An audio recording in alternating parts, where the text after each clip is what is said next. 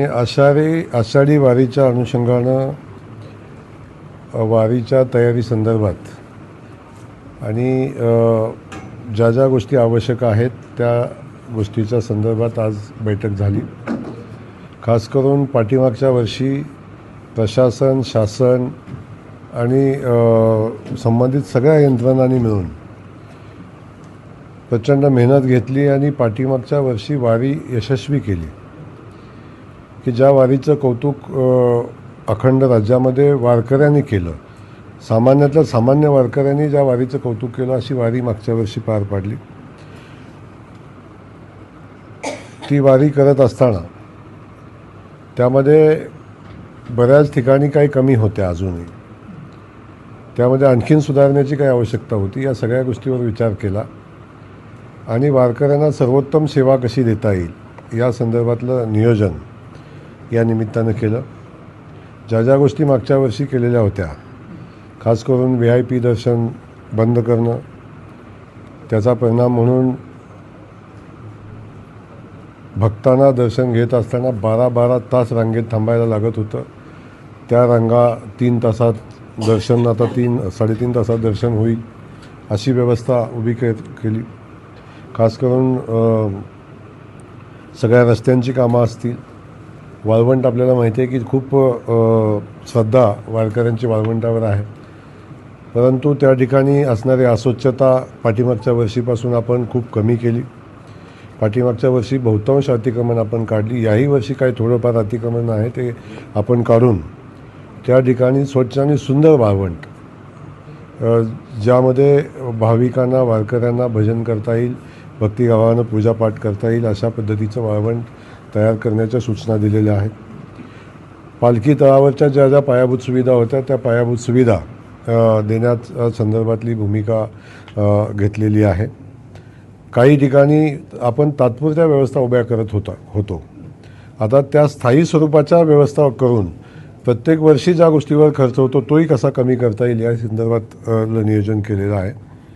मंदिरामध्ये दर्शनाच्या वेळी गडबड होऊ नये, कुठं अडचण येऊ नये म्हणून त्याही व्यवस्था आपण या निमित्तानं करण्याच्या सूचना पोलीस प्रशासनाला दिलेल्या आहेत। AI च्या माध्यमातून, CCTVच्या माध्यमातून गर्दीवर कंट्रोल करण्यासाठी ज्या आवश्यक उपाययोजना आहेत त्याही उपाययोजना संदर्भात चर्चा झाली।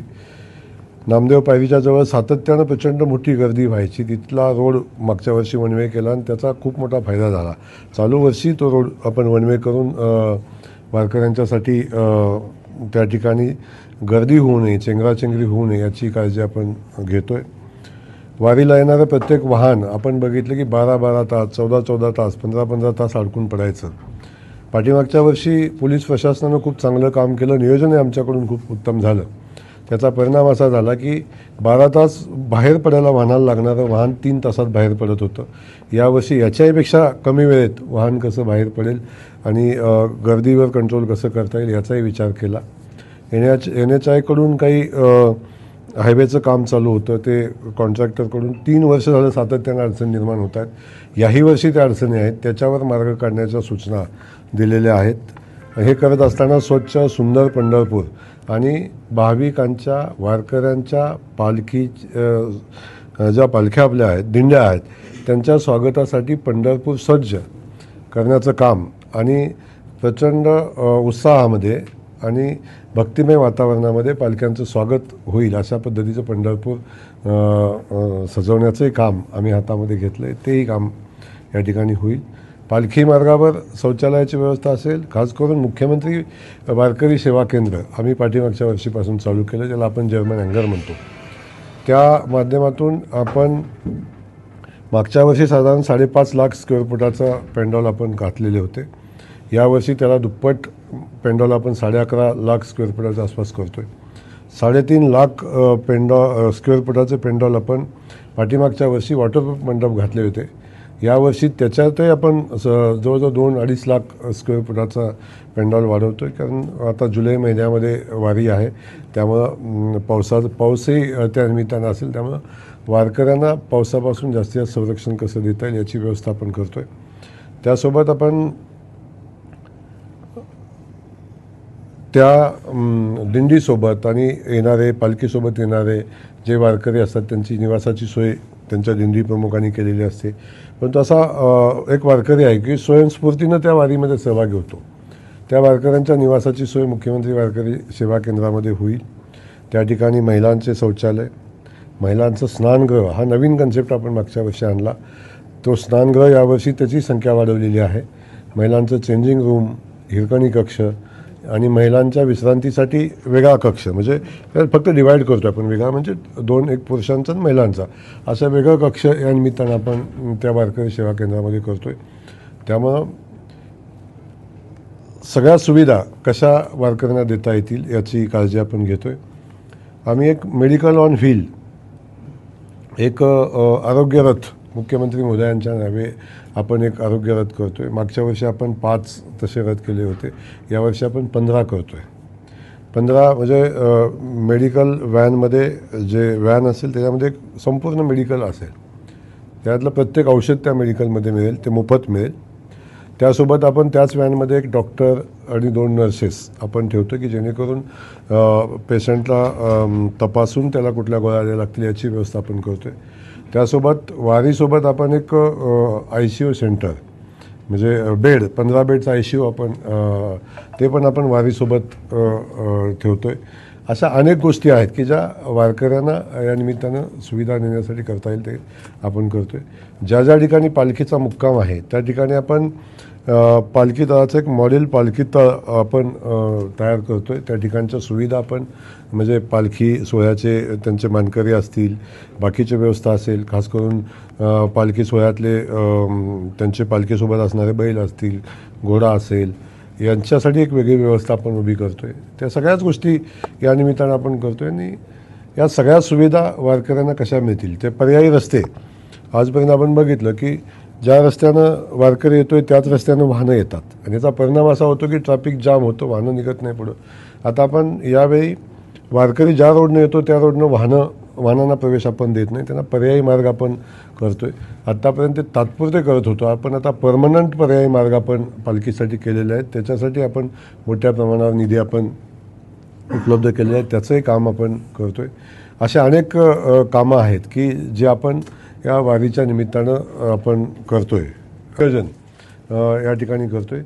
खास करून आळंदीतून माऊलींची पालखी निघाल्यापासून, देहूतून तुकाराम महाराजांची पालखी निघाल्यापासून किंवा सोपान काकांची पालखी असेल, बाकीच्या ज्या ज्या पालख्या ज्या भागातून निघतात मराठवाड्यामध्ये, आपण मागच्या वर्षी बहुतांश सुविधा आपण माऊलींच्या पालखीला, तुकोबारायांच्या पालखीला दिल्या. बाकीच्या पालख्यांना सुविधा दिल्या पण तेवढ्या सुविधा त्यांना मिळाल्या नव्हत्या. यावर्षी त्याही भागातल्या सगळ्या पालखींना आपण सगळ्या सुविधा आपण देतो आहे. त्या भागात आपण जर्मन हँगर उभे करत नसलो तरीसुद्धा त्या भागात जशी संख्या कमी आहे त्या ठिकाणी वाटेत येणारे मंगल कार्यालय किंवा ज्या ज्या ठिकाणी वारकरी स्टे करू शकतो असे ठिकाणं आपण आयडेंटिफाय करून त्या ठिकाणी वारकऱ्यांच्या मुक्कामाची सोय, त्यांच्या शौचालयाची सोय, बाकीची व्यवस्था आपण त्या ठिकाणी उभी करतो आहे. त्यामुळं यंदा येणाऱ्या वारीतला जो वारकरी आहे त्याला सगळ्या सुविधा कशा देता येतील आणि त्याचा वारीचा प्रवास सुखकर कसा होईल अशा पद्धतीचं नियोजन करण्याच्या सूचना माननीय मुख्यमंत्री महोदयांनी दिलेल्या आहेत आणि त्याचं अंमलबजावणी करण्यासाठी आज तयारीच्या बैठका झालेल्या आहेत. सांगितलं की मुख्यमंत्री वारकरी सेवा केंद्र म्हणजेच जर्मन हँगर. जर्मन हँगर म्हणजे फक्त मंडप असतो पण त्यातल्या आतल्या सुविधा असतात ते सुविधा केंद्र म्हणून. त्या ठिकाणी आपण सांगितलं की त्या ठिकाणी आलेल्या वारकऱ्यांचं स्वागत होईल, त्यांच्या झोपण्याची व्यवस्था, त्यांच्या पाण्याची व्यवस्था, त्यांच्या मेडिकलची व्यवस्था, खास करून त्यांच्या प्रवासामध्ये त्यांचा जो वयोवृद्ध वारकरी आहेत किंवा महिला वारकरी आहेत ज्यांचं एवढं चालून त्यांचा पाय दुखतात, बाकीच्या अडचणी, त्यांचा चरणसेवाही आपण त्या ठिकाणी करतो आहे. मागच्या वर्षी केली ती, यावर्षी खूप चांगल्या प्रमाणात म्हणजे आपण त्याची व्यवस्थापन करतो आहे. चरणसेवेचं आपण सुरुवात मागच्या वर्षी केली ती आणि यावर्षी त्याला व्यापक स्वरूप आपण देतो आहे. म्हणजे मशीनच्या माध्यमातून होईल आणि मॅन्युअली पण आपण त्यांची चरणसेवा करतो आहे. त्यामुळे आलेल्या प्रत्येक वारकऱ्याला ज्या ज्या गोष्टीची आवश्यकता ती प्रत्येक गोष्ट त्या वारकरी सेवा केंद्रामध्ये उपलब्ध असेल अशा पद्धतीची व्यवस्था पण उभी करतो. हँगरबद्दल एक तक्रारी आल्या दिसतात काय झेडपी सदस्य म्हणाले गळती लागली होती. हँगरबद्दल बिलकुल म्हटले नव्हते. वॉटरप्रूफ मंडपच्या संदर्भातला विषय होता की ज्या ठिकाणी काही गळालं. आपण नवीन जरी स्लॅबचं घर बांधलं तरी एखाद्या ठिकाणानं लिकेज होतं. त्यामुळं ते तर टेम्पररी मंडप आहेत, एखाद्या दुसऱ्या ठिकाणी लिकेज होऊ शकतं, पण तेही होऊ नये याची काळजी आपण घेऊ. झेडपी सदस्यांना सांगा आपण की तुम्ही बिलकुल चिंता करू नका, यावेळी मंडप मध्ये लिकेज होणार नाही अशी व्यवस्था आपण करू. किती गाड्या आल्या आणि काय कुठलं बजेट होतं? झेडपीमध्ये पदाधिकाऱ्यांनाच गाड्याचं वितरण करण्यात आलं. झेडपीमध्ये पदाधिकाऱ्यांना गाड्या सभापती म्हणून जिल्ह्याचा तालुक्याचा सभापती म्हणून काम करतो तेव्हा तालुकाभर कामाच्या निमित्तानं फिरावं लागतं. त्या संदर्भात आणि जिल्हा परिषद सभापती म्हणून आपण बघतो की त्याचंही कामकाजाचं क्षेत्र जिल्हाभर असतं. तेव्हा त्यांना गाड्या आपण जिल्हा परिषदेच्या माध्यमातून शासन उपलब्ध करून देत असतं. परंतु 7-8 वर्षामध्ये आणि त्याच्या अगोदर गाड्यांची खरेदी झाली नव्हती. ह्या गाड्या आता वापरण्यायोग्य झाल्या नव्हत्या. RTOनं त्याला डिस्ट्रॉय करण्याच्या सूचना दिलेल्या होत्या, तर त्या गाड्या डिस्ट्रॉय केल्या आणि त्यासाठी या गाड्या उपलब्ध झालेल्या आहेत. त्याला वेगळा कुठून निधी उपलब्ध करायची आवश्यकता भासलेली नाही. जिल्हा परिषदेमध्ये तो आवश्यक निधी जो असतो तो आवश्यक निधी त्या ठिकाणी उपलब्ध असतो आणि त्यातून त्या घेतलेल्या गाड्या आहेत आणि त्यामुळं पदाधिकाऱ्यांना काम करताना सोपं जाईल. आणि त्या सभापती म्हणून काही सभापती आहेत त्यांची स्वतःच्या गाड्या आहेत, त्यांच्यासाठी ठीक आहे, पण ज्यांची स्वतःची गाडी नाही त्यांना मात्र लोकांच्या सेवा देताना ज्या अडचणी येतात त्यासाठी त्या गाडीची आवश्यकता असते, त्या गाड्या उपलब्ध करून देतात. याहीवेळी 500-550 टँकरचीच व्यवस्था आहे. अजून जरी दुष्काळजन्य परिस्थिती असली तरी अजून पालखी मार्गावर आपले जे फिडिंग पॉईंट आहे त्यामध्ये पाणी आपल्याला उपलब्ध आहे. परंतु एक अडचणीचा विषय आहे की पालखी मार्गावर कॅनॉल्स जेव्हा वाहत असतात तेव्हा बहुतांश वारकरी हे कॅनॉलमध्ये आंघोळ करतात, कपडे धुतात, बाकीच्या गोष्टी करतात. यावर्षी तेवढं पाणी उपलब्ध होतं का नाही हा शंकेचा विषय आहे. परंतु मी मगाशी माहिती घेतली आम्ही बैठकीमध्ये, तर 1.5 TMC पाणी जलसंधारण विभागाने आरक्षित करून पालखीसाठी ठेवलेलं आहे आणि साधारण 2 TMC पाणी चंद्रभागेला सोडायला लागेल पालखीच्या कालखंडामध्ये. ॲक्च्युली पालखीसाठी सोडलं तरी ते पाणी शेतकरीच वापरतात. शेवटी ओव्हरऑल पाणी हे शेतकरीच वापरत असतो, परंतु त्या अनुषंगानं तेही पाणी सोडायला लागेल. त्यामुळं पाण्याची व्यवस्था तशी अडचणीची होणार नाही, परंतु परिस्थिती लक्षात घेऊन आपण सगळ्या व्यवस्था पॅरलली तयार ठेवलेल्या आहेत. वारकऱ्यांना काय आव्हान कराल की बाबा इतकी मोठी शासन जबाबदारीनं ही शासनाची? वारकऱ्याकडून शासनाच्या काही अपेक्षा नाहीत. भक्तिभावानं वारकरी याच्यामध्ये सामील होतो, वारीमध्ये, दिंडीमध्ये, पालखीच्या सोहळ्यामध्ये आणि आषाढीला पंढरपूरच्या नगरीमध्ये ज्या भक्तिभावानं सहभागी होतो त्याच्याकडून शासनाला अपेक्षा काही वेगळ्या असू शकत नाही. तर शेवटी शासनानं दिलेल्या ज्या व्यवस्था आहेत त्याचा व्यवस्थित वापर करावा. अनावश्यक वापर कुठल्या पाण्याचा चालू वर्षी तर पाण्याचा अनावश्यक वापर करू नये ही विनंती या निमित्तानं राहील. आणि शेवटी ह्या व्यवस्था उभ्या करत असताना ह्या व्यवस्था जर आपण नीट वापरल्या तर अनेक लोकांना वापरता येतील याची काळजी आपण सगळ्यांनी घेतली पाहिजे. आणि वारकरी बांधवांना एवढीच विनंती आहे की आपलं आरोग्य सांभाळून आणि सगळ्यात शासनानं दिलेल्या सगळ्या ज्या सुविधा देतं आहे शासन त्याचा वापर चांगल्या पद्धतीनं वारकऱ्यांच्याकडून व्हावा. आणि ते झाल्यानंतरचा जो आनंद शासन म्हणून आणि मेहनत काम करणारे, शासन म्हणून नाही, मी सांगितलं ना, लाखो लोक स्वयंस्फूर्तीनं स्वयंसेवक म्हणूनही काम करत असतात, त्याही लोकांना त्याचा आनंद मिळत असतो. लाईक करा, कमेंट करा आणि सबस्क्राईब करायला विसरू नका.